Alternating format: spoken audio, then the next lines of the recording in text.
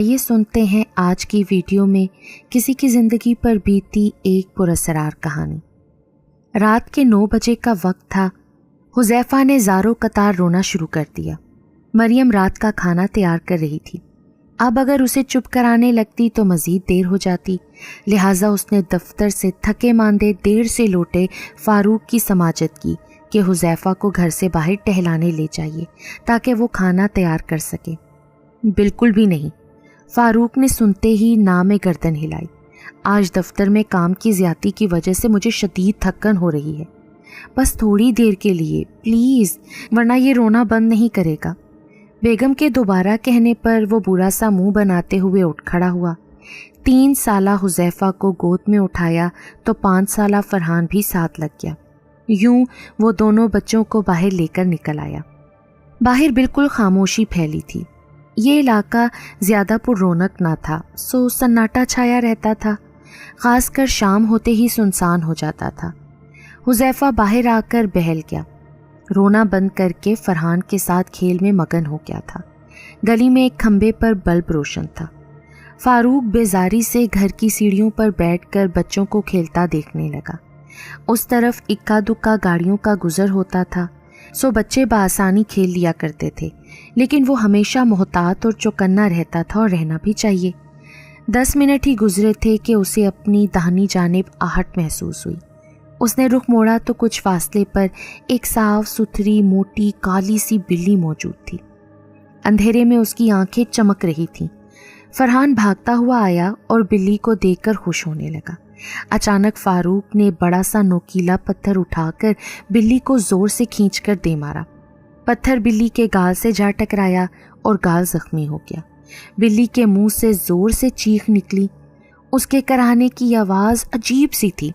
फरहान खौफज़दा होकर फ़ारूक के गले जा लगा, जबकि फ़ारूक ने बेख्तियार झुरझुरी ली थी। बिल्ली ने 2-4 बार फ़ारूक की तरफ देखकर अजीबो गरीब अंदाज में म्याऊं म्याऊं की आवाज़ें निकाली और आगे बढ़ गई। बाबा, आपने बिल्ली को क्यों मारा? उसे दर्द हो रहा होगा, फरहान ने फ़िक्रमंदी से कहा। बच्चे के टोकने पर फ़ारूक को शर्मिंदगी का एहसास हुआ। फ़ारूक में एक बहुत बुरी ख़राबी थी कि वो जानवरों को ईज़ा और तकलीफ़ पहुंचाता था। अगर घर में कोई बिल्ली घुस आती तो वो डंडा उठाकर दुर्गत बना देता। बल्कि एक मर्तबा तो उसने एक बिल्ली की टांग तोड़ डाली थी। हमारी टीचर कहती हैं कि जानवरों को मारना बुरी बात होती है पापा। ठीक कहती हैं बेटा, आइंदा ऐसा नहीं करूँगा, ठीक? फ़ारूक ने आहिस्तगी से कहा। उसे बहुत अफसोस हो रहा था। अब फरहान भागकर हुज़ैफ़ा के पास चला गया और दोनों दोबारा खेलने लगे। फ़ारूक के किसी दोस्त का मोबाइल पर मैसेज आया तो वो मैसेजिंग में मसरूफ़ हो गया। फरहान सामने खेल रहा था, जबकि हुज़ैफ़ा दौड़ते दौड़ते आगे निकल गया जहाँ एक बूढ़ा आदमी खड़ा था। तकरीबन 70-75 साला बूढ़ा आदमी काले रंग के लिबास में मलबूस था। उसका कद छोटा और जिस्म फरबा था। रंग गहरा सांवला, गंजा सर और छोटी आंखें, लेकिन चमकती हुई। हुज़ैफ़ा उसके करीब पहुंचा तो बगौर देखने लगा। हुज़ैफ़ा बहुत खूबसूरत बच्चा था, गोल मटोल, सुर्ख और भरे भरे गाल, ब्राउन बालों वाला। बूढ़ा आदमी घुटनों के बल बैठकर हुज़ैफ़ा को टिकटिकी बांध कर देखने लगा। फिर होले से उसके मुलायम गाल पर अपना हाथ फेरा। मोबाइल में गर्क फ़ारूक ने जब नज़र उठाकर इधर उधर देखा तो हुज़ैफ़ा को किसी आदमी के साथ पाया। वो फ़ौरन उठ खड़ा हुआ। आजकल हालात ठीक नहीं, जाने ये आदमी कौन है? वो तेज़ी से भागता हुआ हुज़ैफ़ा के पास पहुंचा। कौन हो तुम? फ़ारूक सख्त लहजे में बूढ़े आदमी से मुखातिब हुआ। बूढ़े आदमी ने सर उठाकर सर्द नज़रों से उसे देखा, फिर मुस्कुरा कर बोला, बहुत प्यारा बच्चा है, दिल को भाया तो पास बैठ गया। फ़ारूक ने जवाब न दिया। हुज़ैफ़ा को गोद में उठा लिया। बूढ़ा आदमी भी खड़ा हो गया। तभी कहीं से मोहल्ले का आवारा कुत्ता आ गया और उस बूढ़े आदमी पर उसने भौंकना शुरू कर दिया। कुत्ते के भौंकने की आवाज़ सुनकर हुज़ैफ़ा खौफज़दा होकर रोने लगा। फ़ारूक ने झुककर पत्थर उठाया और कुत्ते को मारा। कुत्ता भाग गया। उसने हुज़ैफ़ा को चुप कराया और एक नज़र बूढ़े आदमी को देखा, जो बदस्तूर दीदे फाड़ कर हुज़ैफ़ा को ही देख रहा था। उसकी अजीब नज़रें देखकर फ़ारूक ने होंठ भींचे और वापस मुड़ा। उसे बूढ़े आदमी का हुज़ैफ़ा को यूं घूरना अच्छा नहीं लगा था। क्रिमिनल भी हो सकता है। वो तेज़ तेज़ कदमों से ये सोचते हुए चलने लगा। 6-7 कदम चलकर जाने के इस ख्याल के तहत पीछे मुड़कर देखा तो हैरान रह गया, क्योंकि बूढ़ा आदमी अब कहीं भी आसपास मौजूद नहीं था। हालांकि गली काफ़ी आगे जाकर ख़त्म होती थी। अगर भागकर भी जाया जाए तब भी गली के कोने तक पहुंचना नामुमकिन था। ये कहाँ क्या इतनी जल्दी? शायद अजनबी बूढ़ा किसी का मेहमान है, किसी घर के अंदर चला गया होगा। इस ख्याल के आते ही उसने मुतमईन अंदाज में सर हिलाया और फरहान की उंगली पकड़कर घर में दाखिल हुआ। उसने गेट बंद किया, मगर वो बेखबर इस बात से लाइल्म था कि गेट के बाहर वही बूढ़ा आदमी खड़ा था। उसके होंठों पर मुस्कुराहट रेंग रही थी, पुरस्सरार मुस्कुराहट। आंखों में नफरत और बदले की आग दहक रही थी। 1 हफ्ता गुजर गया। यकलख्त हंसते खेलते हुज़ैफा में तब्दीली आने लगी। सारा दिन उधम मचाने वाला बच्चा खामोश रहने लगा। उसका हंसना बोलना कम होने लगा था। अब वो अपने भाई के साथ खेलने के बजाय अलग थलग बैठने लगा। छत पर बने स्टोर में जाकर बैठ जाता। पहली बार तो मरियम के वहमो गुमान में भी ना था कि वहाँ से मिलेगा। वो पूरे घर में भागती फिरी और वो छत पर बने स्टोर में पाया गया। फिर तो ये मामूल बन गया। जैसे ही हुज़ैफा नज़रों से ओझल होता, वो सीधा स्टोर का रुख करती और पकड़ कर लाती। शुरू में किसी ने ज़्यादा नोटिस नहीं किया, मगर जब उसका हंसना खेलना ख़त्म होकर रह गया तो फारूक और मरियम को फ़िक्र लाहक हुई। शायद तबीयत ख़राबी की वजह से है। मरियम सख्त परेशान थी। हाँ, हो सकता है। इस तरह करते हैं, शाम को चलकर डॉक्टर को दिखाते हैं। फारूक ने फ़ौरन उसको बताया। शाम को उसे बच्चों के डॉक्टर के पास लेकर गए। डॉक्टर ने अच्छी तरह चेकअप किया, मगर उसके मुताबिक सब कुछ ठीक था। फ़िक्र की कोई बात नहीं थी। डॉक्टर ने दोनों को तसल्ली दी। वो लोग मुतमईन हो गए। बच्चों का मूड बदलता रहता है, हो सकता है कुछ दिनों में पहले जैसा हो जाए। फारूक ने कहा तो मरियम ने सर हिलाया। मरियम हुज़ैफा को ज़्यादा वक्त देने लगी थी। वो उसके साथ मुख्तलिफ गेम्स खेलती, कहानियाँ सुनाती, लेकिन वो दिलचस्पी ना लेता। इसी तरह 1 महीना बीत गया। एक रात का जिक्र है, वक्त 3 के करीब होगा। सब गहरी नींद सो रहे थे। फारूक बेदार हुआ। उसे प्यास महसूस हुई। उसने साइड टेबल पर रखा पानी पिया। वापस लेटा ही था कि नाइट बल्ब की रोशनी में बेड पर निगाह पड़ी।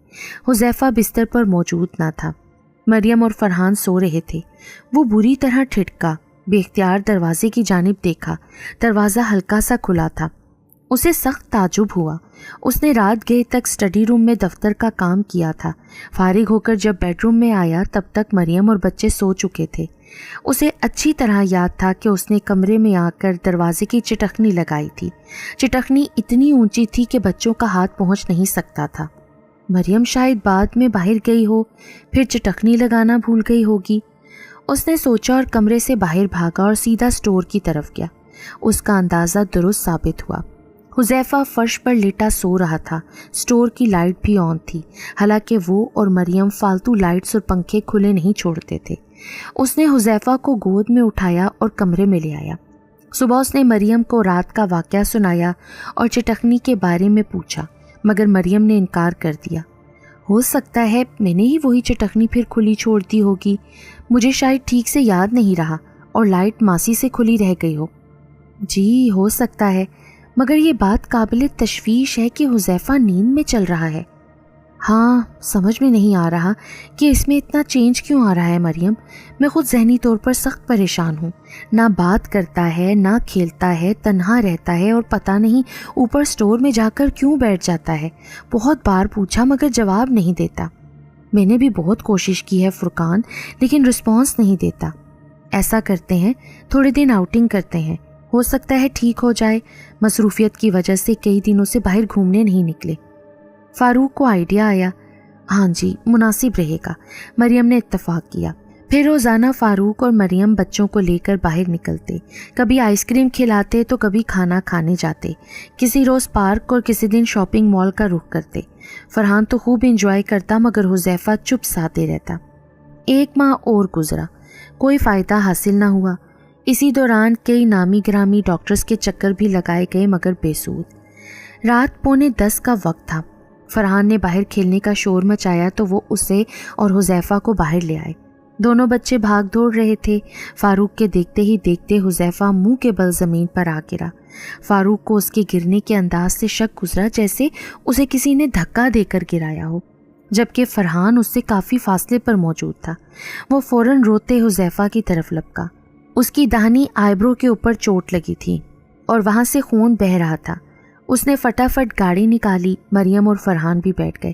حذیفہ درد اور بہتے خون دیکھ کر روتا چلاتا رہا۔ ہسپتال پہنچنے پر 4 ٹانکے لگے، تب جا کر خون رکا۔ واپسی کے وقت وہ مستقل روتا رہا۔ سب نے جی بہلانے کی کوشش کی مگر چپ ہو کے نہ دیا۔ گھر آ کر جیسے تیسے مریم نے سلایا۔ وہ بمشکل سویا تھا۔ اگلے دن شام کو مریم سامنے والے وقار صاحب کی بیمار والدہ کی عیادت کر کے لوٹ رہی تھی جب اس نے اپنے گھر سے ایک بوڑھے آدمی کو نکلتے دیکھا۔ چھوٹا قد، موٹا اور گنجا شخص جس نے کالا لباس زیبدن کر رکھا تھا۔ گیٹ سے نکل کر وہ بوڑھا آدمی تھوڑا آگے چل کر رکا۔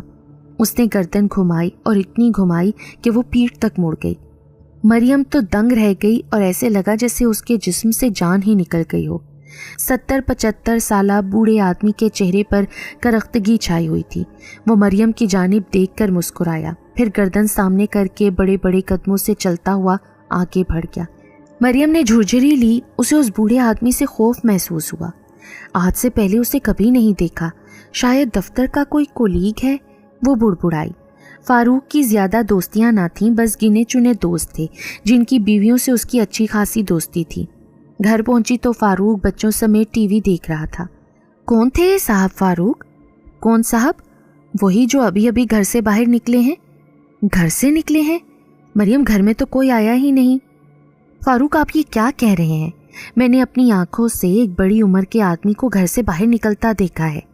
ارے مریم کوئی نہیں آیا، میں نے گیٹ اندر سے بند کیا تھا، ویسے تم اندر کیسے آئیں؟ اب وہ چونکا۔ وہ بوڑھا آدمی گیٹ سے باہر نکلا تو تبھی میں اندر داخل ہوئی نا۔ پر گیٹ تو میں نے تمہارے جانے کے بعد خود لاک کیا تھا، فاروق نے وسوق سے کہا۔